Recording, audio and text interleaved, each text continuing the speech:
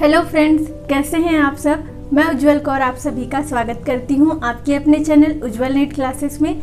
उम्मीद करती हूं आप सब बहुत अच्छे होंगे, अपने घरों में अपने परिवार के साथ में सुरक्षित होंगे। वीडियो शुरू करने से पहले आपको कुछ सूचनाएं देना चाहूँगी जो बहुत ही ज़रूरी है इस कोरोना काल में। इन नियमों का पालन करना, जैसे कि अगर आप बाहर जा रहे हैं तो मास्क ही नहीं डबल मास्क का प्रयोग करें और ज़रूरत होने पर ही बाहर निकलें। और मैं ये एक्सपेक्ट करती हूँ कि आप इतने समझदार हैं, वैसे आपको इन बातों को बताने की ज़रूरत नहीं है, क्योंकि जान है तो ही जहान है।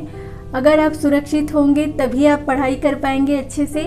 और बाहर जाते भी हैं किसी ज़रूरी काम से तो सोशल डिस्टेंसिंग का ज़रूर पालन करें और जल्द से जल्द वैक्सीन लेने की कोशिश करें। अपने आप को रजिस्टर ज़रूर करवा लें। इन सभी चीज़ों से आप सुरक्षित रहेंगे। तो चलिए देखते हैं कि आज हम इस वीडियो में क्या जानने वाले हैं। हमने जो जून 19 यानी कि जून 2019 का पेपर डिस्कशन शुरू किया था, उसमें आज हम पार्ट 3 जो हिंदुस्तानी संगीत वोकल इंस्ट्रूमेंटल का होता है, उसमें के क्वेश्चन नंबर 16 to 20 तक डिस्कस करेंगे। इसके पहले जो प्रीवियस ईयर पेपर्स की क्विक रिवीजन सीरीज़ की प्लेलिस्ट है, इसमें हम दिसंबर 19 और जून 2019 के पार्ट 2 के पूरे 25 सवाल डिस्कस कर चुके हैं। तो आप उन वीडियोस को ज़रूर देखिए, मैं आपको आई बटन में प्रोवाइड कर दूंगी इस प्लेलिस्ट को। साथ ही 5 नवंबर 2020 को जो पेपर हुआ था उसकी एक सेपरेट प्लेलिस्ट बनी हुई है, उससे भी आप ज़रूर देखिए। आज की वीडियो में हम क्वेश्चन नंबर 16 to 20 तक डिस्कस करने वाले हैं, पर स्पेशली क्वेश्चन नंबर 18 को डिस्कस किया है मैंने बहुत ही एक स्पेशल तरीके से, यानी कि बहुत डिटेल में। रागों पर आधारित बहुत सारे सवाल देखने को मिलते हैं हमें एग्ज़ाम में, तो ये सारी जानकारी तो आपको होगी ही कि रागों का परिचय, जैसे कि थाट, उनके वादी संवादी, वर्जित स्वर, विकृत स्वर और गान समय, यानी कि कौन से समय में ये राग गाया जाता है कोई भी। तो इसके व्यतिरिक्त हम और भी कुछ चीज़ें जानने वाले हैं कि इस पर किस तरह के क्वेश्चंस आते हैं और आपने उसे किस तरह से सॉल्व करना है। ये मैंने एक बहुत ही सिंपल तरीके से आपको बताया है वीडियो के एंड में, इसलिए वीडियो को एंड तक ज़रूर देखिए। और चलिए शुरू करते हैं आज की ये वीडियो। क्वेश्चन नंबर 16 है, which one of the following artist belongs to Patiala gharana, यानी कि नीचे जो दिए गए कलाकार हैं इनमें से पटियाला घराने से कौन से कलाकार हैं। ऑप्शंस है चांद खां, बड़े गुलाम अली खां, कल्लन खां, निसार हुसैन खां। तो ये ऑप्शन है दोस्तों, और जब तक मैं ऑप्शंस बता रही हूँ आप चेक कीजिए कि आपके कितने क्वेश्चन सही आते हैं। तो इसका सही उत्तर क्या है वो मैं बता देती हूँ आपको। ऑप्शन नंबर 2 यानी कि बड़े गुलाम अली खां, ये सही उत्तर है। और जो चांद खां हैं इनके बारे में मुझे जानकारी नहीं है, और जितने भी ऑप्शंस मुझे ऑर्डर एक्सप्लेन करने आएंगे मैं कोशिश करूंगी उन्हें एक्सप्लेन करने की, एक्सप्लेनेशन देने की। तो ऑप्शन नंबर 3 जो कल्लन खां है वो है आगरा घराने के, और जो इसमें निसार हुसैन खां है वो है ग्वालियर घराने से। तो ये आप नोट कर लीजिए ऑर्डर ऑप्शंस की जानकारी। तो चलिए आगे चलते हैं। क्वेश्चन नंबर 17 है, in which of the following ragas वक्रतान इज प्रोमिनेंटली यूज्ड। ऑप्शंस है गौड़सारंग, बिहाग, मालकौंस, भीमपलासी। तो इसमें पूछा गया है दोस्तों कि ये जो नीचे दिए गए राग हैं इनमें से कौन से राग में वक्रतान का प्रयोग किया जाता है। तो इसका सही उत्तर होगा ऑप्शन नंबर 1 गौड़सारंग, क्योंकि गौड़सारंग का जो स्वरूप है वो वक्र स्वरूप है। और इसके बारे में और बाकी भी जो ऑप्शंस है उनकी मैं सारी जानकारी दे दूंगी जो आपको होनी चाहिए, जैसे कि थाट, वर्जित स्वर, जाति या फिर विकृत स्वर कौन से लगते हैं, और वादी संवादी, समप्राकृतिक राग और गान समय, ये सभी जानकारी मैं आपको दे दूंगी अभी। तो गौड़सारंग के बारे में अगर बात की जाए तो इसका थाट है कल्याण, और इसमें वर्जित स्वर नहीं है इसलिए, और स्वरूप भी वक्र होने के कारण वक्र संपूर्ण ये इसकी जाति है, और दोनों मध्यम का प्रयोग होता है, शुद्ध और तीव्र। इसके वादी संवादी है ग और ध, यानी कि गांधार धैवत, और गान समय है मध्याह्न काल। और दोस्तों अगर आपको लगे कि किसी भी राग की जानकारी के बारे में कोई शंका हो यानी कि कोई डाउट हो तो आप मुझसे कमेंट बॉक्स में पूछ सकते हैं, क्योंकि कभी कभी मतभेद पाया जाता है कुछ रागों की जानकारी के बारे में, या संगीत ऐसा विषय है कि इसमें कई बार रागों को लेकर कुछ विद्वानों के अलग विचार होते हैं और कुछ अलग जानकारी दी जाती है। तो अगर आपको ऐसा कुछ लगे तो आप मुझे बता सकते हैं। और चलिए आगे देखते हैं। बिहाग राग, बिहाग राग का थाट है बिलावल और इसके आरोह में रेध वर्जित है। इसकी जाति औड़ो संपूर्ण है और इसमें दोनों मध्यमों का प्रयोग होता है, शुद्ध और तीव्र। और इसकी वादी संवादी है गांधार निषाद यानी कि गनी। और रात का दूसरा प्रहर ये इसका गान समय है, यानी कि रात के दूसरे प्रहर में ये राग गाया जाता है। और तीसरा जो ऑप्शन है मालकोंस, अगर इसकी बात की जाए इसका थाट है भैरवी, वर्जित स्वर है ऋषभ और पंचम, इसलिए इसकी जाति औड़ो औड़ो मानी जाती है। और इसमें गधनी कोमल लगते हैं, यानी कि गांधार धैवत निषाद स्वरों का कोमल स्वरों का प्रयोग होता है। वादी संवादी है म सा यानी कि मध्यम षड्ज और इसका समप्राकृतिक राग है चंद्रकौंस। गान समय है रात का तीसरा प्रहर। और अगला राग है दोस्तों भीमपलासी यानी कि भीमपलास। इसका थाट है काफी। आरोह में रेध वर्ज्य होने के कारण औड़ो संपूर्ण इसकी जाति है, गांधार निषाद कोमल लगते हैं। और म सा इसके वादी संवादी है, समप्राकृतिक राग बागेश्वरी है और दिन का तीसरा प्रहर इसका गान समय है। तो चलिए इसी तरह से आगे और भी जो राग हमें दिए गए हैं ऑप्शंस में उन्हें मैं एक्सप्लेन करती चलूँगी। और जैसे कि मैंने बताया था आपको क्वेश्चन नंबर 18 जो है, मैं ये जो क्वेश्चन है इसे लास्ट में एक्सप्लेन करूँगी। तो चलिए क्वेश्चन नंबर 19 देखते हैं क्या है। यहूदी मेनुहिन ने किस भारतीय संगीतकार के साथ वादन किया? तो इसके ऑप्शंस है उस्ताद विलायत खां, उस्ताद लियाकत अली खां, पंडित रविशंकर, पंडित भीमसेन जोशी। तो इसका सही उत्तर है दोस्तों ऑप्शन नंबर 3, पंडित रविशंकर के साथ में यहूदी मेनुहिन इन्होंने वादन किया था, यानी कि जुगलबंदी की थी। वैसे तो मैं आपको इन बाकी जो ऑप्शंस है उनके बारे में थोड़ा सा बता दूंगी। ये जो पंडित भीमसेन जोशी इन्हें तो सभी जानते होंगे, ये किराना घराने के बहुत ही प्रचलित कलाकार थे। और पंडित रविशंकर जी सितार वादक और यहूदी मेनुहिन जो है वायलिन प्लेयर है।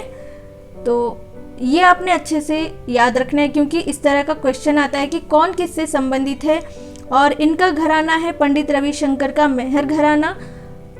और ये जो दोनों भी कलाकार हैं इनकी एक और ख़ास बात है कि ये जो दोनों कलाकार हैं इन्हें भारत रत्न मिला हुआ है। ये जो ऑप्शन नंबर 2 है ये सारंगी प्लेयर हैं। ये सभी जो कलाकार हैं कौन किससे संबंधित है ये आपको ध्यान में रखना होगा। ये सारंगी प्लेयर, ये सितार वादक, ये गायक। यहूदी मेनुहिन जो है इनके बारे में थोड़ी सी और इन्फॉर्मेशन आपको दे दूंगी मैं कि इनका जन्म जो हुआ है 22 अप्रैल 1916 में और इनकी मृत्यु 12 मार्च 1909 में हुई है और इनका जन्म न्यूयॉर्क में हुआ है। तो ये भी आप इन्फॉर्मेशन नोट कर लीजिए, क्योंकि प्रीवियस ईयर पेपर्स में आप अगर देखेंगे तो इस तरह का भी क्वेश्चन आया है।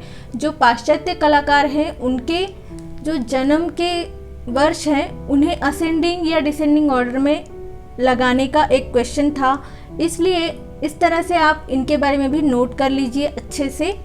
और इनका जो सरनेम है बैरॉन, यानी कि इन्हें यहूदी मेनुहिन भी कहा जाता है और ये भी ऐसे भी लिखा जाता है अगर आप विकिपीडिया पर देखेंगे।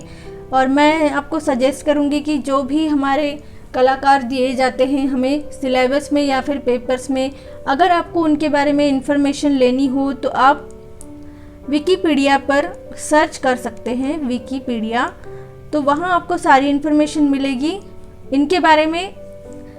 अगर आप देखेंगे तो मेनुहिन भी है इनका सरनेम और बैरॉन यानी कि BARON इस तरह से भी है। आई होप मैं सही उच्चारण कर रही हूँ, अगर गलत हो तो माफ़ कीजिए और आप मुझे कमेंट में बता सकते हैं कि क्या सही उच्चारण है इसका। तो चलिए अगला सवाल देखते हैं, क्वेश्चन नंबर 20। इसके भी बारे में मैं आपको थोड़ा सा डिटेल में बताऊंगी जो मेरे नोट्स बने हुए हैं और मुझे इसमें थोड़ी सी शंका दिखाई दी। ये जो क्वेश्चन नंबर 20 है, भरत की षड्ज मध्यम ग्राम की मूर्छना के चतुर्विध प्रकार हैं। तो ऑप्शंस है पूर्ण साधारणकृत, षाडव, औडव, या फिर आरोह अवरोह वादी संवादी, पंचम मध्यम ऋषभ धैवत, औडव षाडव संपूर्ण विकृत। तो ये इसके ऑप्शंस है और इसका सही उत्तर है दोस्तों ऑप्शन नंबर 1। आप देख सकते हैं कि मेरे जो नोट्स हैं उसमें इसके बारे में क्या इन्फॉर्मेशन है। तो चलिए हम देख लेते हैं इसका एक्सप्लेनेशन और इसके बाद में मैं आपको क्वेश्चन नंबर 18 भी एक्सप्लेन करूंगी। देखिए दोस्तों, जैसे कि क्वेश्चन नंबर 20 हमें दिया हुआ है और उसमें मूर्छना के बारे में बताया था। तो मैंने यहाँ मेरे जो नोट्स बनाए थे मूर्छना पर वो मैं आपके सामने लेकर आई हूँ। तो आप इस तरह से बाकी सारी इन्फॉर्मेशन देख सकते हैं और स्क्रीनशॉट भी ले सकते हैं इसका। मैं सिर्फ जो क्वेश्चन में पूछा गया है उसे एक्सप्लेन करूँगी ताकि वीडियो बहुत ज़्यादा लंबी न हो जाए। तो इसमें जो मूर्छनाओं को लेकर 2 मत माने जाते हैं और दोनों भी मतों में वैसे 4 प्रकार बताए हैं मूर्छनाओं के। तो पहला जो मत है वो दत्तिल और मतंग का, ये जो मैनुअल बुक है उसमें मेंशन किए हुए नाम है, उसमें से बने हुए नोट्स है ये। तो क्वेश्चन में तो भरत जी द्वारा जो मूर्छनाएं बताई गई है, मतलब पूछी गई है, तो पूर्णा, षाडवा, औडविता, साधारणी, इनके थोड़े से नाम चेंज कर दिए गए हैं, जैसे कि पूर्णा, षाडवा, औडव, साधारणी कृता। तो हम ये मानकर चलते हैं कि वो इससे सिमिलर है। तो इनकी क्या विशेषता हैं, जैसे कि पूर्णा मतलब 7 स्वर होते हैं इसमें, षाडवा में 6 स्वर, औडविता में 5 स्वर, साधारणी में काकली निषाद और अंतर्गांधार से युक्त होती है ये। तो हम यहाँ भरत का नाम ऐड कर सकते हैं इसमें। आगे देखते हैं दूसरा मत क्या है। ये दूसरा मत है शारंगदेव और कुंभ का और इसमें भी 4 वैसे मूर्छनाएं मानी गई है, शुद्धा, अंतर संहिता, काकली संहिता, अंतर काकली या फिर विकृत। तो शुद्धा में सभी स्वर शुद्ध होते, अंतर संहिता मतलब अंतर्गंधार, काकली संहिता मतलब काकली निषाद होता है इसमें, और ये जो लास्ट वाली है इसमें अंतर्गंधार या फिर काकली निषाद का एक साथ प्रयोग होता है। और दोनों मतों में जो अंतर है वो आप देख लीजिए और स्क्रीनशॉट ले लीजिए इसका, और आप इस तरह से नोट्स बना सकते हैं अपने। और षड्जग्राम की जो मूर्छनाएं होती है और मध्यम ग्राम की, ये मैंने यहाँ पर इस तरह से नोट्स बनाए हैं और इसके लक्षण भी मेंशन किए हैं। तो ये इसके साथ जो षड्जग्राम की 7 मूर्छनाएं हैं, ये मध्यम ग्राम की है, तो आप देख लीजिए। और ये इसके लक्षण है मूर्छनाओं के, ग्राम पर आधारित होती है, स्वर क्रमानुसार होते हैं, 7 स्वर होना आवश्यक होता है, षड्ज तथा औडव रूप को तान कहा जाता है, जिस स्वर से आरंभ होती है उसी पर समाप्त होती है, और ये एक स्वर ग्राम है जिससे नवीन स्वर ग्राम की प्राप्ति होती है। तो ये हमारा क्वेश्चन नंबर 20 था। आई होप आपको ये अच्छे से समझ में आया होगा। तो चलिए अब देखते हैं क्वेश्चन नंबर 18। क्वेश्चन नंबर 18 है, अब देखते हैं, if Rishabh of Kafi is taken as Shadja while doing aaroh, स्वराज ऑफ विच राग विल बी रिवील्ड। ऑप्शंस है भैरव, भैरवी, कल्याण, बिहाग। तो मैं आपको इसका मीनिंग बता देती हूँ कि वैसे तो क्वेश्चंस दोस्तों आपके मन में अगर डाउट आ रहा होगा कि इसमें क्या क्वेश्चंस इंग्लिश लैंग्वेज में होते हैं या फिर हिंदी में होते हैं, तो ये आप पर डिपेंड करता है। आप क्वेश्चन की लैंग्वेज बदल सकते हैं जब भी आपका मन हो, जब भी आपको लगे कि हिंदी में देखना है क्वेश्चन या इंग्लिश में। तो ऐसा ज़रूरी नहीं है कि इंग्लिश में सभी क्वेश्चंस आएंगे। तो चलिए मैं आपको मीनिंग बताती हूँ। इसमें कहा गया है, और ऐसे क्वेश्चंस में ही थोड़ी सी दिक्कत आती है दोस्तों को, क्योंकि आपने कभी प्रैक्टिस नहीं की होगी, पर जिस तरीके से मैं आपको अभी बताऊंगी तो आपके लिए बहुत ही आसान हो जाएगा इस तरह के क्वेश्चंस को सॉल्व करना।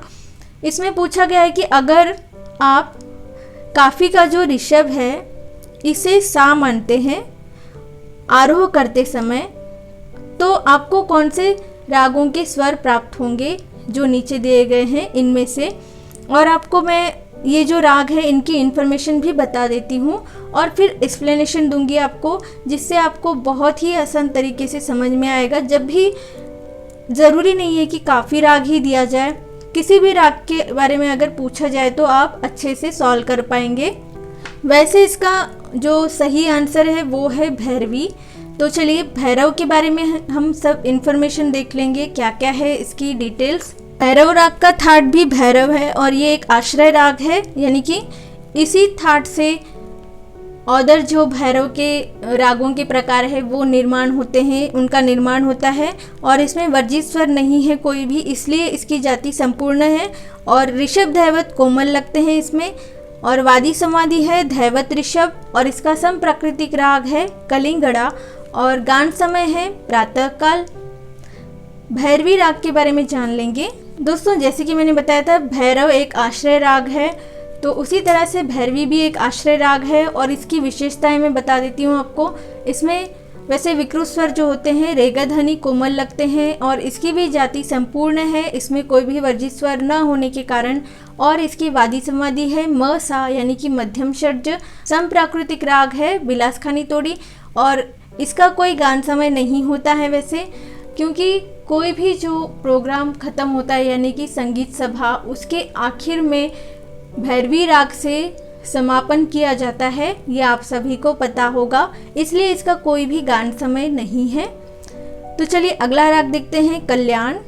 तो दोस्तों जैसे कि कल्याण या फिर हम यमन कल्याण भी कहते हैं, इसमें भी कोई वर्जित स्वर न होने के कारण इसकी भी जाति संपूर्ण मानी जाती है। और इसमें विकृत स्वर जो है एक ही है, मध्यम तीव्र लगता है, और इसके वादी समाधि है ग नी, यानी कि गांधार निषाद। सम प्राकृतिक राग यमन कल्याण कहा जाता है, और गान समय है रात का पहला प्रहर। और बिहाग मैंने आपको पिछला जो क्वेश्चन था दोस्तों, क्वेश्चन नंबर 17 में मैंने बिहाग राग के बारे में इंफॉर्मेशन दी है, तो आप उससे अच्छे से सुन लीजिए, या फिर आपने सुना ही होगा। तो ये सभी राग मैंने आपको बता दिए हैं अभी। तो आपको ये ऐसी इन्फॉर्मेशन रखनी होगी, क्योंकि कभी कभी वर्जित स्वरों के बारे में क्वेश्चन आता है, कभी थाट को लेकर आता है कि कौन से थाट में कितने विकृत स्वर हैं, उसका असेंडिंग ऑर्डर लगाना होता है। या फिर अभी जैसे कि यहाँ कल्याण, बिहाग, भैरवी, भैरव ये ऑप्शंस दिए गए हैं, तो ऐसा भी क्वेश्चन आता है कि इन थाटों में जितने विकृत स्वर हैं उनके हिसाब से आप क्रम लगाइए, ऐसे क्वेश्चन भी आते हैं। इसलिए आपको थाट पता होना ज़रूरी होता है। या फिर वादी समाधि को लेकर क्वेश्चन आ जाता है, या फिर कभी कभी विकृत स्वरों को। तो अभी मैं आपको बताऊंगी दोस्तों कि किस तरह से ऐसे क्वेश्चंस को सॉल्व करना होता है, बहुत ही आसान तरीके से बताऊंगी अभी। तो चलिए देख लेते हैं। तो फ्रेंड्स ये क्वेश्चन नंबर 18 है। अगर काफ़ी के ऋषभ यानी रे को आरोह में है, यहाँ पर मिसिंग है, तो आप नोट कर लीजिए कि षड्ज माना जाए ऋषभ को, तो कौन से राग के स्वर प्राप्त होंगे। तो इसका सही उत्तर था भैरवी। तो यहाँ राग काफ़ी मैंने लिख लिया है। तो हमें ये सप्तक के जो 12 स्वर होते हैं वो अच्छे से पता होने चाहिए कि कौन से स्वर के बाद में कौन सा स्वर आता है। अगर आप हारमोनियम सामने रखेंगे तो आपको अच्छे से समझ में आएगा, पर एग्ज़ाम में हमारे पास हारमोनियम नहीं होता है, इसलिए हमें इस तरह से लिखकर प्रैक्टिस करनी होगी घर पर।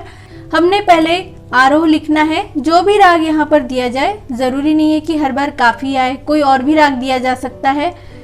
तो उसका हमने आरोह लिख लिया। आपको पता है ग और नी इसमें कोमल लगते हैं। तो हमें क्या करना है, इस सप्तक की हेल्प लेनी है। जैसे उन्होंने कहा क्वेश्चन में, रे को सा माना हमने। अब आगे हम स्वर लिखते चलेंगे इसको फॉलो करते हुए।